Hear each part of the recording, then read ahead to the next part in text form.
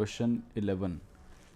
In the figure shown, a block slides along a track from one level to higher level by moving through an intermediate valley. The track is frictionless until the block reaches the higher level. There is frictional force. There a frictional force stops the block. तो ऐसा mentioned है कि यहाँ तक friction नहीं है इस हिस्से में और इसके बाद फ्रिक्शन चालू हो जाता है जी, जैसा कि सवाल के अंदर भी, डायग्राम के अंदर भी मैंशनड है. Blocks initial speed is 6 metre पर second, the height difference is 1.1 metre and the coefficient of friction is 0.6. The value of d is, तो कितना डिस्टेंस डी इस सरफेस के ऊपर ब्लॉक चलेगा हमें वो बताना है जी, ये बताना है हमें. ठीक है बच्चों, तो सबसे पहले तो हम ये देखते हैं कि हमारा जो ए टू बी ब्लॉक मूव करेगा, जब ए टू बी, तो जब ए टू बी ब्लॉक मूव करेगा, लेट से डी डिस्टेंस मूव करा और बी पे जाके रुक गया. बी पे जाके रुकने का मतलब ये है कि वेलोसिटी इसकी यहाँ पे ज़ीरो हो गई. तो डेफिनेटली जब ये ए पे आएगा कुछ काइनेटिक एनर्जी ब्लॉक के पास रहेगी और बी पे पहुँच के ये काइनेटिक एनर्जी ज़ीरो हो जाएगी. तो हम क्या कर सकते हैं, हम ए से बी में वर्क एनर्जी थ्योरम लगा सकते हैं. एनर्जी कंजर्वेशन तो नहीं लगा पाएंगे क्योंकि फ्रिक्शन मेंशन्ड है. तो वर्क एनर्जी थ्योरम हम ए से बी में लगा सकते हैं. Work done by all force is equal to change in kinetic energy. उसके लिए मुझे पहले ए पे काइनेटिक एनर्जी निकालनी पड़ेगी. ए पे काइनेटिक एनर्जी निकालने के लिए हम ओ से ए तक एनर्जी कंजर्वेशन लगा सकते हैं.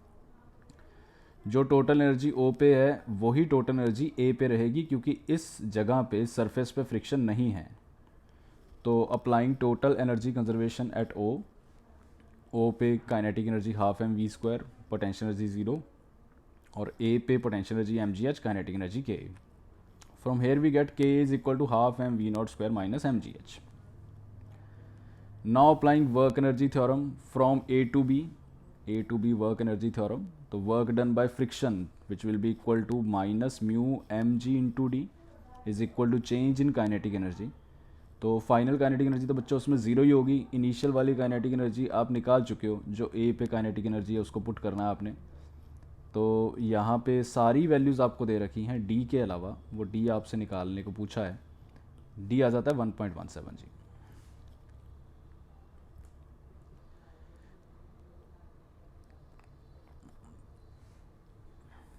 Question 12.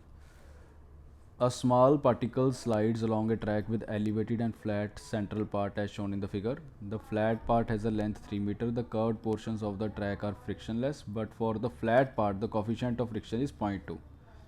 The particle is released at a point A, which is at a height 1.5 meter from the flat part. The position where the particle will finally stop. तो सवाल आप समझ गए होंगे. सवाल ये कहना चाह रहा है कि हमने ए से एक पार्टिकल को रिलीज़ करा, जो कि एच हाइट से हमने इसको रिलीज़ करा. ये उसके बाद एक फ्लैट सरफेस पे आया. अब जब ये फ्लैट सरफेस पे आएगा तो कुछ काइनेटिक एनर्जी से एंटर करेगा. अब फ्लैट सरफेस पे फ्रिक्शन मेंशन्ड है, तो फ्रिक्शन के कारण क्या होगा, इसकी काइनेटिक एनर्जी कम होगी. जब ये 1 से 2 जाएगा तो इसकी एनर्जी घटेगी, काइनेटिक एनर्जी रिड्यूस होगी. फिर ये जो 2 पे पहुंचेगा तो कुछ काइनेटिक एनर्जी के साथ पहुंचेगा तो ये ऊपर जाएगा, फिर ये नीचे आएगा, फिर ये फ्लैट सरफेस को क्रॉस करेगा, फिर इसकी काइनेटिक एनर्जी कम होगी. तो every time when it crosses the flat surface it's kinetic energy will reduce, right. तो पहले तो हम ये निकालते हैं कि जब भी ये 1 से 2 जाता है तो इसकी काइनेटिक एनर्जी में लॉस कितना आता है. तो डायरेक्टली वी कैन से कि भाई इस दौरान वर्क डन बाय फ्रिक्शन जो है वो ही काइनेटिक एनर्जी के लॉस के बराबर आएगा, चेंज इन काइनेटिक एनर्जी के बराबर आएगा. वर्क डन जितना फ्रिक्शन करेगा उतनी ही इसकी काइनेटिक एनर्जी में चेंज आएगी. तो वो हमने निकाला जी, work done by friction minus mu M G into d. तो इतना लॉस इसकी एनर्जी में आया. ये नेगेटिव आ रहा है, नेगेटिव का मतलब सिर्फ ये है कि काइनेटिक एनर्जी कम होगी, फाइनल काइनेटिक एनर्जी इनिशियल से कम होगी. तो डेल्टा के का वैल्यू नेगेटिव आएगा. तो चेंज इन एनर्जी आता है 6m. ये m की टर्म में लिख रहा हूँ मैं, यहाँ पे m मीटर नहीं है, ध्यान रखें. m मास है, इसका मास मेंशन नहीं है, तो m की टर्म में ही लिखते हैं. हर बार जब ये फ्लैट सरफेस को क्रॉस करेगा इसकी काइनेटिक एनर्जी 6m कम हो जाएगी. ओके, तो हम ऐसा लिखते हैं कि जब ये a से 1 पहुँचेगा, a से आपने इसको ड्रॉप किया, जब ये 1 पहुँचेगा तो कितनी काइनेटिक एनर्जी इसकी 1 पे पहुँचेगी. तो वो हम लिख सकते हैं टोटल एनर्जी कंजर्वेशन से. जैसे ए पे जो टोटल एनर्जी होगी वो तो ज़ीरो ही होगी, और 1 पे जो टोटल एनर्जी होगी वो होगी एम जी एच, ए पे जो टोटल एनर्जी होगी वो होगी एम जी एच पोटेंशियल प्लस काइनेटिक, और 1 पे जो टोटल एनर्जी होगी वो अपने पास काइनेटिक प्लस पोटेंशियल, पोटेंशियल 1 पे 0 हो जाएगी। मैं रेफरेंस 1 ले रहा हूँ, राइट, पोटेंशियल एनर्जी का। तो काइनेटिक एनर्जी जो ए पे पहुंचेगी ब्लॉक की वो आएगी 15 एम, राइट। तो every time the block crosses this there is a loss of 6 M kinetic energy. तो फर्स्ट राउंड के बाद देखो क्या होगा, 15 एम से ये एंटर किया, 6 एम कम हो जाना है काइनेटिक एनर्जी ने, तो 9 एम रह जाएगी, ठीक है। 9 एम के साथ ये ऊपर चढ़ेगा, फिर ये वापस आएगा। डेफिनेटली जब ये वापस आएगा, ऊपर चढ़ के जब ये वापस आएगा तो 9 एम एनर्जी इसके पास अभी होगी, क्योंकि एनर्जी में लॉस तो आया नहीं होगा, वो कर्व्ड वाले पार्ट में तो फ्रिक्शन है ही नहीं। तो जब दोबारा उसी पोजीशन पे आएगा तो it should arrive with the same energy, 9 M के साथ पहुंचेगा। अब 9 एम के साथ पहुंचा, 6 एम फिर लॉस आ जाएगा। तो फर्स्ट राउंड के बाद अपना क्या था, 9 एम काइनेटिक एनर्जी बची थी। सेकेंड राउंड के बाद 6 एम और कम हो गई, 3 एम बचेगी। तो अब जब ये वापस 1 पे आएगा तो 3 एम काइनेटिक एनर्जी के साथ आएगा। अब मुझे पता है कि पूरा डिस्टेंस कवर करके 6 एम का लॉस आता है, ठीक है जी। तो यहाँ पे इसकी 3 एम है, तो इसका मतलब क्या है कि ये हाफ तक ही जा पाएगा। इसके पास इतनी काइनेटिक एनर्जी नहीं है कि ये 1 से 2 तक पहुँच पाए, हाफ पे जा पाएगा, और हाफ पे जाके इसकी स्पीड 0 हो जाएगी, यानी काइनेटिक एनर्जी 0 हो जाएगी, तो इट विल स्टॉप। तो बिल्कुल मिडल में जाके ये ब्लॉक जो है वो स्टॉप होगा। तो अपना आंसर आएगा where the block will finally come to rest, midpoint of the flat part.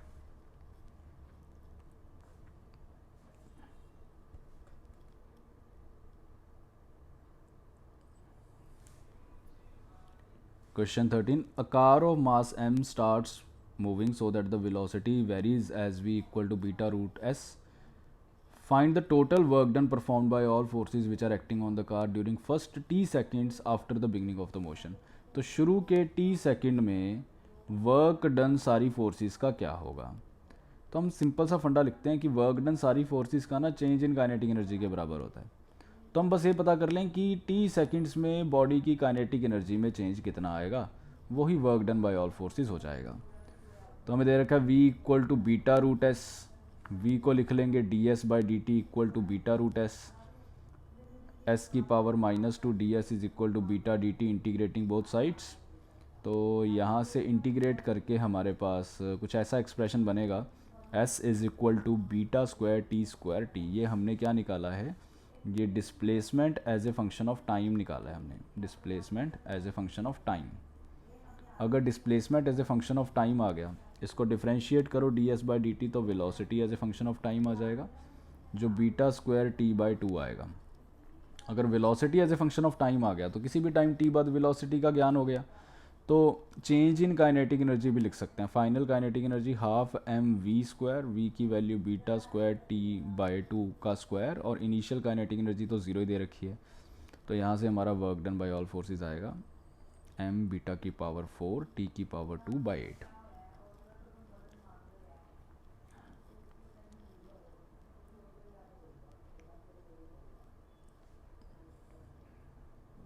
Question 14. The figure shows a particle sliding on a frictionless track which terminates in a straight line horizontal section and it starts slipping from A. यहाँ से just slip करना start किया, मतलब u इसका 0 है यहाँ से। तो कह रहा है कि कितनी दूर जाके ये हिट करेगा ग्राउंड को, कितनी दूर जाके हिट करेगा, यानी x की वैल्यू बतानी है अपने को। तो हम ऐसा करते हैं, पहले तो ये लिखते हैं कि इसकी यहाँ पे जब ब्लॉक B पे पहुँचेगा तो उसकी स्पीड कितनी होगी, पहले वो निकालते हैं। क्योंकि अगर स्पीड आ गई तो उसके बाद आप प्रोजेक्टाइल के फंडे लगा के रेंज वगैरह बता पाएंगे। तो स्पीड के लिए मुझे ए पे और बी पे टोटल एनर्जी को कंजर्व करना होगा। तो equating the total energy at A with total energy at B we get the speed equal to √10 metre पर सेकेंड। ठीक है जी। ए पे पोटेंशियल होगी, काइनेटिक 0 होगी, बी पे पोटेंशियल भी होगी mgh और काइनेटिक एनर्जी भी होगी, और इसमें हमें v का वैल्यू तो निकालना ही है। तो v comes out to be √10। अब इसके बाद का हिस्सा जो है ना वो बिल्कुल एक प्रोजेक्टाइल जैसा हो गया कि मास m है और ये वेलोसिटी v से हमने प्रोजेक्ट किया with from some height h। तो ये कितनी दूर जाके गिरेगा, इसकी रेंज क्या आएगी। तो range is equal to V into capital T, ठीक है जी। v की वैल्यू √10 और t की वैल्यू √2h/g। t जो है वो टाइम ऑफ फ्लाइट होता है, ये फॉर्मूला है अपना प्रोजेक्टाइल का। प्रोजेक्टाइल में हमने ये चीज़ पढ़ी है कि जब रेंज निकालनी हो तो ये अपना v इंटू कैपिटल टी आएगा, फिर capital T is time of flight और उसकी वैल्यू हमने वहाँ पे निकाली थी √2h/g। तो directly substituting the values we get range equal to 1 metre, that is the answer.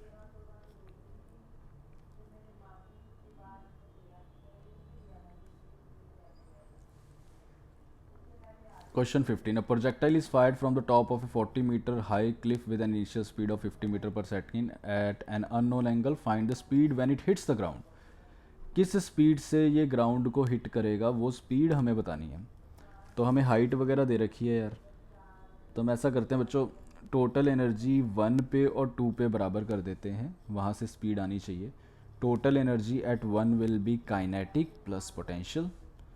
Total energy at 2 should be only kinetic, potential at ground should be equal to 0. Solving from here we get the value of V as √3300, which is approximately equal to 59.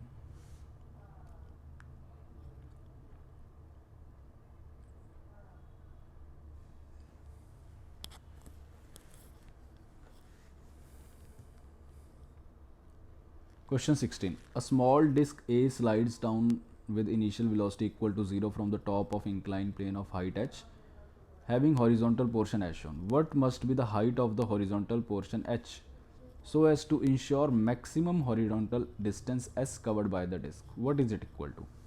तो कह रहा है कि ये h की value कितनी होनी चाहिए ताकि जो हमारा s डिस्टेंस है यानी जो रेंज है वो ज़्यादा से ज़्यादा है। हमें h की वैल्यू बतानी है कितनी होनी चाहिए कि जो रेंज है वो मैक्सिमम आए, सवाल ये है, राइट। और वो मैक्सिमम रेंज आएगी कितनी ये भी पूछा है, ठीक है। तो पहले तो हम ऐसा करते हैं, पहले तो हम रेंज का एक्सप्रेशन निकालते हैं कि जो रेंज बनेगी इन पैरामीटर्स की टर्म में, h capital H small h, इन वेरिएबल्स की टर्म में रेंज का फॉर्मूला बनेगा क्या। तो उसके लिए सबसे पहले मुझे 2 वाले पॉइंट पे स्पीड निकालनी होगी। 1 वाले पॉइंट पे इनिशियल स्पीड अपनी 0 है, 2 वाले पॉइंट पे स्पीड एनर्जी कंजर्वेशन से आ जाएगी। तो total energy at 1 equating to total energy at 2। Total energy at 1 is mgh, at 2 it is mgh plus half mv square, so v comes out to be √2g h minus h। अब ये आ गया तो हम range निकाल सकते हैं v into capital T, जो हमारा फॉर्मूला है प्रोजेक्टाइल फ्रॉम ए हाइट का। v की वैल्यू ये आ गई और कैपिटल टी की वैल्यू √2h/g आ जाएगी। Solving it we get the value of range as 2√h minus h into h। ये हमारी रेंज की वैल्यू आ गई, राइट। अब आते हैं सवाल पे, ये पूछ रहा है कि स्मॉल h की कौन सी वैल्यू पे ये मैक्सिमम आएगा। तो इसके लिए हम मैक्सिमम मिनिमा का फंडा लगा देंगे। हम dr/dh डिफ्रेंशिएट करके इस एक्सप्रेशन को 0 करेंगे तो अपना आंसर आना चाहिए। तो इसको थोड़ा और सिंपल कर देते हैं, डिफ्रेंशिएशन इसका कई बच्चों को मुश्किल लगेगा। तो हम ऐसा करते हैं, हम बोलते हैं कि यार ये अंदर वाला जो टर्म है इसको z बोल देते हैं, ठीक है जी। तो z is equal to h into h minus H square. अब हम ये निकाल लेते हैं कि ये z कब मैक्सिमम होगा, h की कौन सी वैल्यू पे z मैक्सिमम होगा। जिस h की वैल्यू पे z मैक्सिमम होगा, अगर z मैक्सिमम है तो रेंज भी मैक्सिमम ही आएगी, राइट। वही हमारा रेंज मैक्सिमम का फॉर्मूला बनेगा। तो dz/dh equal to 0, differentiating it we get small h is equal to h/2, ठीक है। एक आंसर तो अपना आ गया, इस वैल्यू पे हमारा रेंज मैक्सिमम है। अब ये पूछ रहा है कि ये रेंज जो मैक्सिमम आ रहा है इसकी वैल्यू क्या है। तो आप इस स्मॉल h की वैल्यू को यहाँ सब्सटीट्यूट कर दो, यहाँ से सॉल्व करके रेंज की वैल्यू कैपिटल H के बराबर आ जाती है।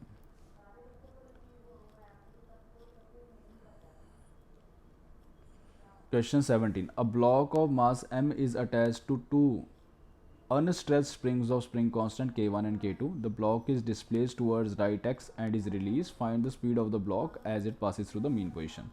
तो देखो सिचुएशन जो इनिशियल वाली है ना वो ये वाली है कि हमने राइट की तरफ इसको x डिस्प्लेस करा और यहाँ से छोड़ा। यहाँ से छोड़ोगे तो ये इस तरफ जाएगा ब्लॉक, और ये जब मीन को क्रॉस करेगा तो कुछ स्पीड के साथ क्रॉस करेगा। तो वो कितनी स्पीड के साथ क्रॉस करेगा वो हमें बताना है। तो हम ऐसा करते हैं, टोटल एनर्जी कंजर्वेशन का यूज़ करते हैं। टोटल एनर्जी हम इनिशियली लिख लेते हैं, और जब ये मीन पे होगा टोटल एनर्जी हम तब लिख लेते हैं, और वो बराबर ही होनी चाहिए, बिकॉज कोई भी नॉन कंजर्वेटिव फोर्स वर्क नहीं कर रही सिस्टम के अंदर।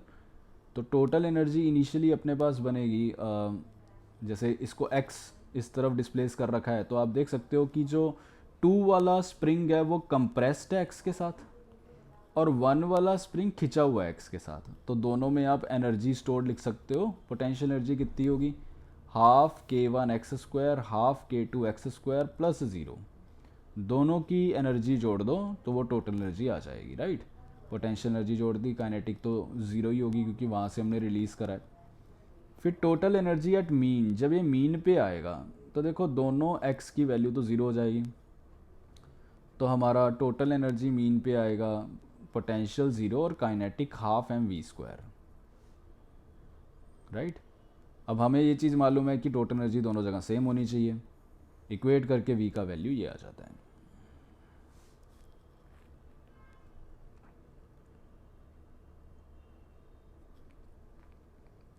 Question 18. A small block of mass 100 gram is pressed against a horizontal spring fixed at one end to compress the spring 5 centimeter as shown. तो ये एक ब्लॉक है, इसको हम इसको एक स्प्रिंग के साथ जोड़ रखा, और स्प्रिंग का एक एंड दीवार के साथ है, और one and two compress the spring through 5। इसको हमने इस तरफ मूव किया ताकि ये जो स्प्रिंग है ये 5 सेंटीमीटर दब जाए, और फिर इसको रिलीज़ कर दिया। तो रिलीज़ करने के बाद ये पूछ रहा है कि कितनी दूर जाके ये गिरेगा, राइट। ये हाइट जहाँ से हम ये कर रहे हैं वो 2 मीटर है। तो पहले तो हम ये निकालते हैं कि जब ये ब्लॉक अपनी मीन पोजीशन पे आएगा तो इसकी स्पीड कितनी आएगी, पहले हम ये निकालते हैं, राइट। तो मुझे पता है कि यार इसमें तो हम एनर्जी कंजर्वेशन लगा पाएंगे। जब आपने इसको x कंप्रेस कर रखा है तो ये सिचुएशन है, और ये मीन पोजीशन यहाँ कहीं होगी। जब आप रिलीज़ करोगे तो ये मीन पोजीशन पे जब ब्लॉक आएगा इसके पास कुछ काइनेटिक एनर्जी होगी। तो इस सिचुएशन में और इस सिचुएशन में मैं टोटल एनर्जी को कंजर्व करके 1 और 2 पे मैं स्पीड निकाल सकता हूँ कि कितनी स्पीड से जाएगा, फिर वहाँ से रेंज वगैरह पे आराम से फॉर्मूले से कमेंट हो जाएगा। तो सबसे पहले तो half kx² should be equal to half mv²। Total energy at 1 should be half kx², kinetic तो 1 पे 0 है, और 2 पे काइनेटिक हाफ mv² है, पोटेंशियल 0 है। इक्वेट करके हमारा हाफ mv² से v का वैल्यू आ जाता है। v comes out to be 5/√10 metre पर सेकेंड। अब रेंज के लिए फॉर्मूला है v इंटू कैपिटल टी, वही प्रोजेक्टाइल फ्रॉम ए हाइट वाला फॉर्मूला, और कैपिटल टी होता है √2h/g। यहाँ से हमने कैपिटल टी का वैल्यू निकाला, that comes out to be root के अंदर 4/10 सेकेंड्स। बस substituting the values of v and capital T we get the range equal to 1 metre. That is answer.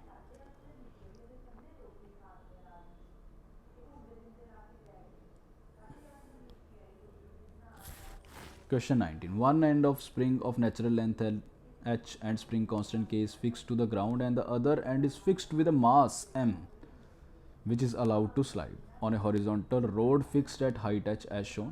तो डायग्राम आपको दिख ही रहा है बच्चों, ऐसा कुछ है कि इनिशियली हमारा जो ये मास है ये स्प्रिंग के साथ जुड़ा हुआ है, और इस स्प्रिंग का जो नेचुरल लेंथ है वो h है। मतलब जब ये बॉल यहाँ आएगी ना, जब ये बॉल यहाँ आएगी तब स्प्रिंग का लेंथ आप देख सकते हो कि h होगा, तो इस समय नेचुरल लेंथ में आएगा। तो मतलब इसका कहने का मतलब ये है कि इनिशियल वाली जो कंडीशन है उसमें स्प्रिंग खिंचा हुआ है, ठीक है जी। वो आप देख भी सकते हो कि ये वाली जो वैल्यू आएगी इसकी लेंथ की ये ज़्यादा आएगी h से।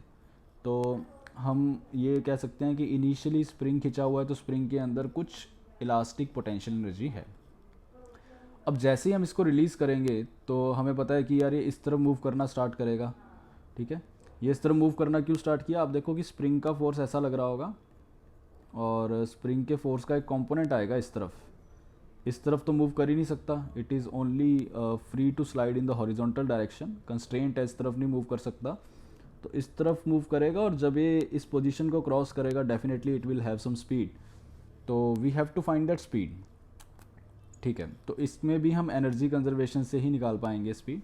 सो पहले तो हम ये निकालते हैं कि जो इनिशियल कंडीशन है हमारा स्प्रिंग उसमें कितना खिंचा हुआ है। तो substituting the values of theta cos 37 अगर आप यूज़ करें, कॉस 37 बेस अपॉन हाइपोटेन्यूज, तो यहाँ से एक्स की वैल्यू आ जाती है 5h/4। एक्स इसकी टोटल लेंथ है स्प्रिंग की, और डेल्टा एक्स यानी खिंचाव की वैल्यू, खिंचाव कितना है स्प्रिंग के अंदर, वो आएगी 5h/4 minus natural length h। ध्यान रखें ये जो निकाला है x ये तो टोटल लेंथ है, नेचुरल लेंथ l है। हम निकालना चाह रहे हैं कि खिंचा कितना हुआ है स्प्रिंग, ताकि हम पोटेंशियल एनर्जी में उस खिंचाव को यूज़ कर सकें। तो वो आएगा 5h/4 minus h, that is h/4। Now applying total energy conservation at point 1 and point 2, we get the value.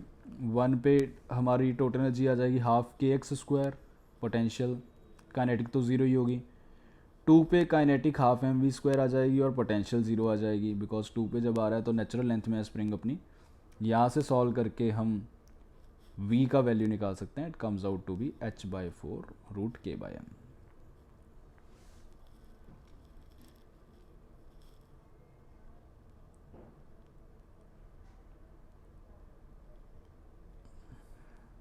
Question 20, a 0.1 kg block is pressed against horizontal spring. ये बिल्कुल पिछले वाले सवाल जैसा हो गया, पहले भी करा हमने सवाल ये।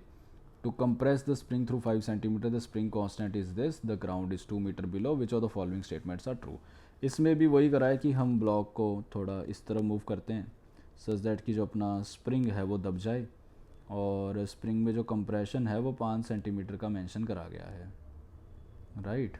तो हमें बताना है कि इसमें से कौन सी स्टेटमेंट ट्रू है। सबसे पहले तो हमें पूछा है the when the block is release the block shall have a kinetic energy of 1/8 joule. Block अगर रिलीज़ करेंगे तो ब्लॉक कितनी काइनेटिक एनर्जी पोजेस करेगा। तो सॉल्विंग ए पार्ट, देखो हमें पता है कि जब हम इसको कंप्रेस करके रखेंगे तो इसके अंदर इलास्टिक पोटेंशियल एनर्जी होगी, जब हम इसको रिलीज़ करेंगे तो वो पोटेंशियल एनर्जी काइनेटिक एनर्जी में कन्वर्ट होगी। तो equating that energy half kx² should be equal to kinetic energy when it will cross the mean position. तो will get the value of kinetic energy as half kx², substituting the values will get the kinetic energy as 1/8। तो ये वाला answer अपना ठीक है, option A is correct. The initial horizontal velocity of the block is, देखो अगर हमें kinetic energy पता लग गई तो हाफ mv² के बराबर करके इस काइनेटिक एनर्जी को स्पीड आ जाएगी, इसकी वैल्यू √5/2 मीटर पर सेकेंड बनेगी, ये भी ऑप्शन ठीक है। The block shall reach the ground in √2/5 seconds, इसमें हम टाइम ऑफ फ्लाइट का फॉर्मूला लगाएंगे कि कितने समय बाद नीचे पहुंचेगा √2h/g, तो ये भी अपना ऑप्शन ठीक बनेगा। The block shall hit the ground at a distance of 1 metre from the free end of the spring. तो इसमें हमें रेंज पूछ रहा है, तो रेंज की value v into capital T होगी। v की वैल्यू √5/2 है और कैपिटल t की वैल्यू √2/5 है। Substituting the values will get 1 metre as range, तो ये भी अपना ऑप्शन ठीक है। तो इसमें तो मल्टीपल करेक्ट है क्या ये? यस, इसमें सारे ऑप्शंस अपने A B C D ठीक है।